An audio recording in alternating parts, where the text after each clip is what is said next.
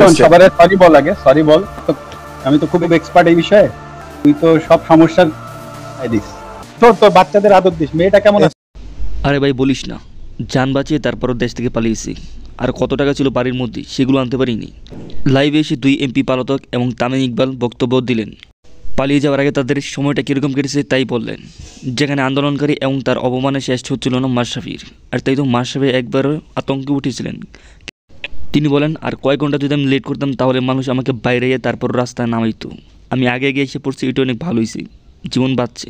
সাকিব এবং মাশরাফি আরও বলেন, শেখ হাসিনার পায়ের তলে থেকে তারা অনেক খারাপ কোর্স করছে।